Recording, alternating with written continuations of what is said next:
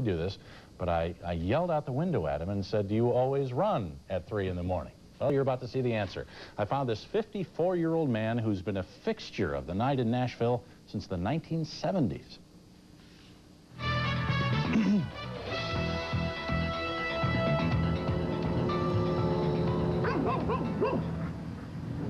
It's a time when the city neither stops nor goes, only flashes yellow.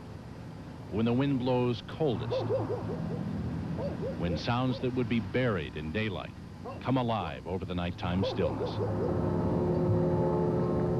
A time of day most men and beast would not claim as their own, except for a select few. Hey, 2 o'clock until 4 o'clock, that's my time. If I'm in New York, if I'm in Chicago, if I'm in Phoenix, and I've been, all these places, everywhere I am at this time of morning, I get up and I do me an hour and 25, 30 minutes. Move on, dog. I've been running since about 1976. And I love to run at night because I'm the only one out here. I know nobody by name, but I know every truck and all the homeless folks and folks I yell at and wave at, and folks who are watching out for me, police, the garbage folks, the news people, everybody. He's a fixture to people who work the night shift, as reliable as time itself. No, they see me, but they really don't know who I am. Every now and then, I'll talk to one person or something, but 90% of them don't know who I am, have no idea. They only know they see me out here almost every morning, about the same time. He's the running man. His name is James Haney, Dr. James Haney, a professor of history at Tennessee State University. His weekly routine has been the same for 20 years. Move on, dog. I'm 54 years old. Feel like I'm 19. That's enough for me. I go to bed at 10, get up at 2, go back at 4, 15, and back up at 6. You heard right. At about 2 in the morning, when most of us are snuggled up tight, James Haney and his dog Sandy get up from a sound sleep and run their route of 9.78 miles. He does it because he was once told this would be impossible. Back in 1975, my grandfather accidentally shot me in the leg with a .38 caliber pistol. Excuse me. And I was told that I would never be able to walk again unless I started to use the leg. And of course, as soon as I got out of the hospital, I started running around the yard here. And after a week of that in the yard, went down to the local high school. And after about 6 years of that, I decided to go downtown. You won't see him wearing headphones or taking his pulse. His shoes don't pump up. James Haney just runs. Down West End, past Vanderbilt. Morning. How you doing? Up and down the deserted streets of downtown Nashville, to the banks of the Cumberland River.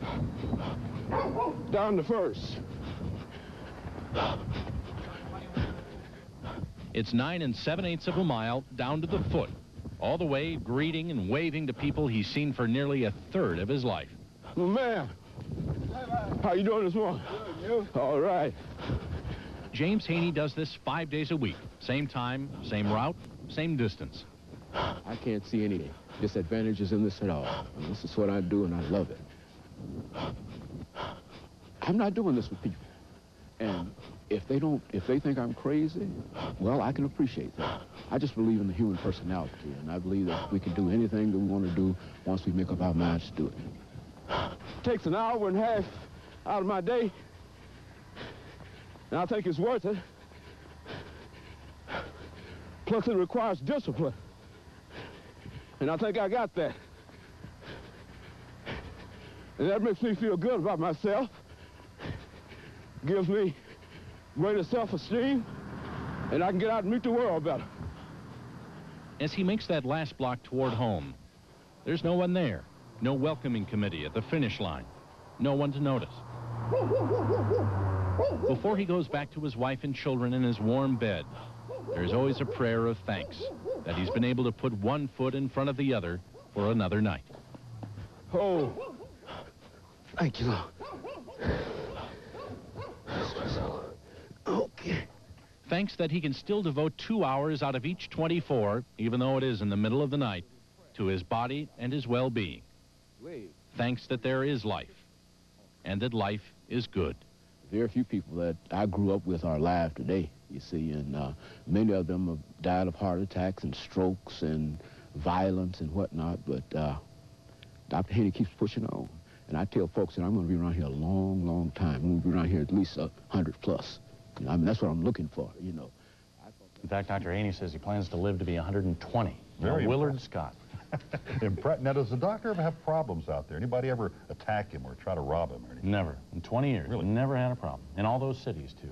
But he says the biggest threat is the cars, you know, coming out from the clubs late at night, so he doesn't run on Saturday. Yeah. Very impressive. I'm amazed. He goes to bed, wakes up, and does this. Yeah, and he's refreshed. That's amazing. Goes back to bed. Demetria. Ahead on the scene at 6, they don't call him Mr. Fix-It for nothing.